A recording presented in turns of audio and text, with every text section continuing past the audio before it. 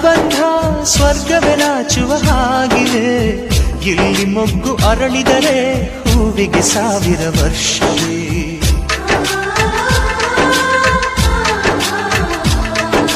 ಕಣ್ಣೆರಡು ಇರಬಹುದು, ನೋಟಗಳೊಂದೇ ಅಲ್ಲವೇ?